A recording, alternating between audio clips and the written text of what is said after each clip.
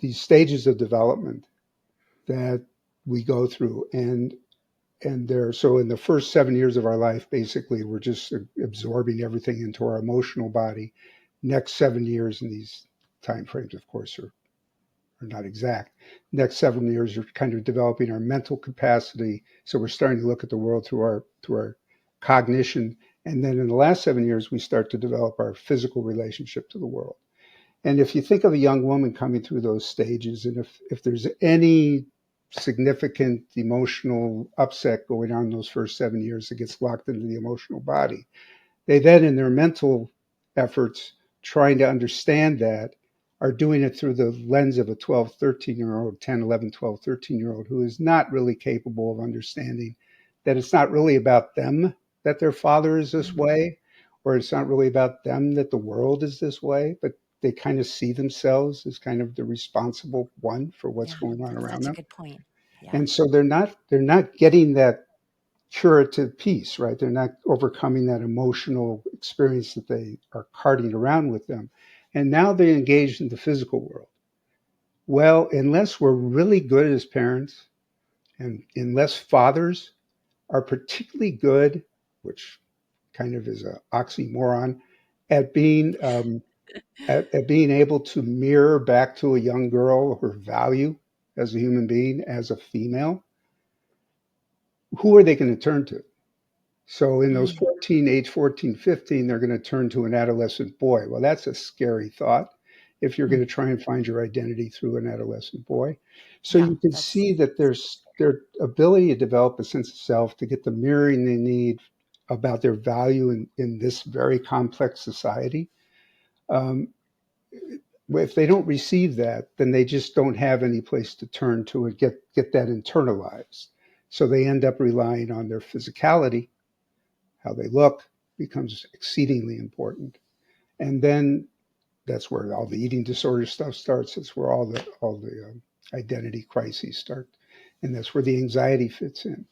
Um, and again, going back to Dabrowski's view of this, uh, the tension between how the world should be in a young person's experience and how the world is, that tension is what creates that anxiety.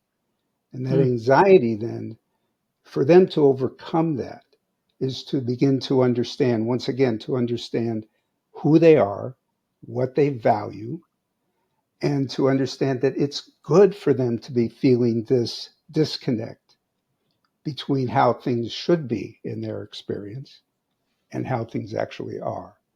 So if the family's disorganized and struggling, and they feel that, if their peers are acting in ways that they can't accept, but yet there's this tension because they want to be a part of the group, but inside they feel like that's not that's not an appropriate way to act, that's not how I want to show up. That tension, how to overcome that and be okay with how you're feeling, and be okay with, maybe saying, setting a boundary with their peers, that's important for them to overcome, to develop their sense of self and to develop their personality. And that's all happening while their frontal lobe, their executive functioning, is all developing at the same time. So it's a So, very complex experience for them, particularly in modern culture. so Ed, I know this is probably many, many, many, many, many sessions that somebody would go through, but you, I think the biggest piece for me would be what identifying what their values are and what their importance is, which was the second piece of it. As a parent, how do we help? What are a few things that we can do to help them in uncovering that? Because I even know as an adult, sometimes understanding what I want or need or who I am is difficult. So what are some prompting questions or something that we could do as parents? So the first thing we have to do as a parent is not react in fear. Oh, I because blew the that. well, I think we all have, and we all do. It's Mhm. not. This is not something that any of Yeah, us are step really well 1. trained in. Yeah. So you're forgiven. Don't I mean, react in I fear. guess 'cause I have to be forgiven as well. So we don't. Yeah, we have to get our fear out of it. In the presence process, Michael Brown likes to play with words, and he says that we interfere when we enter fear. So Oh, so good. so I think that's an incredible way to look at it. That if I'm interfering with their process, then I'm doing it out of my own fear. I'm just afraid of what's happening. Yeah. So first, we have to somehow deal with our own fear-based experience, and then we have to allow them the freedom to go through this process. So it's Mm. without. And I know it's hard because we're afraid they're going to do something god awful if we don't get this fixed right now, right? Mhm. Yeah, well, it's hard to watch your child struggle or feel any pain. Absolutely. And that's why he called it positive disintegration, right?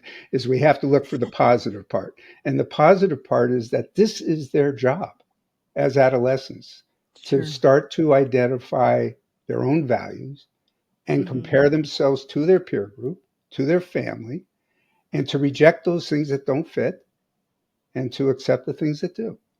And if they can do that, then they will have an internalized experience of self rather than something that's driven by the external.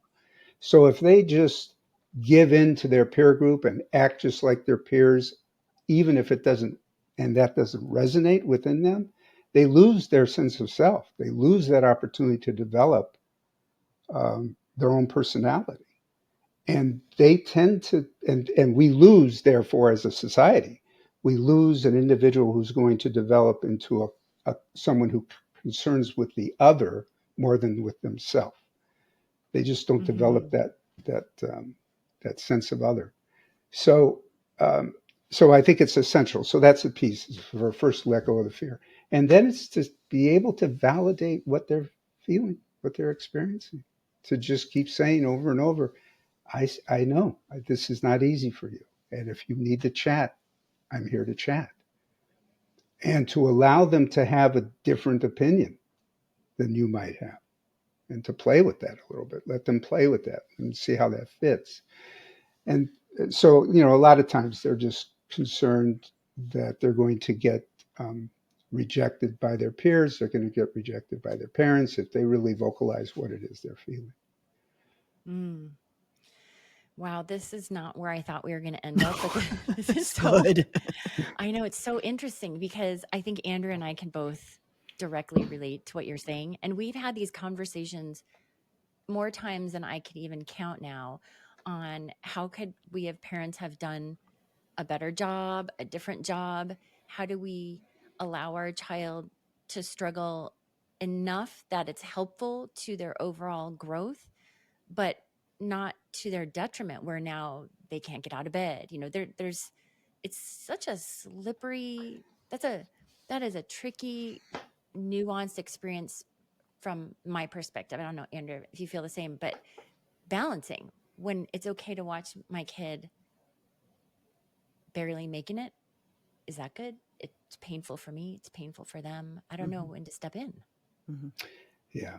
And I think you're identifying what we as mental health professionals, at least some of us, struggle with ourselves is when do we draw the line? When does Yeah. psychoneurosis, when does a mental health struggle become psychopathology, become an actual disorder? Exactly.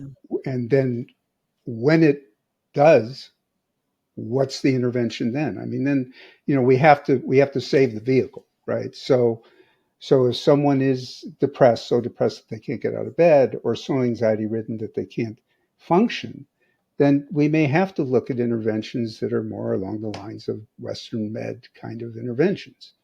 But Mhm. it seems to me that if we're effective, and maybe this is part of the educational system too, is that if we're effective in really educating kids on their experience, we don't do that. Mm-mm. We just don't prepare them for what it's going to be like.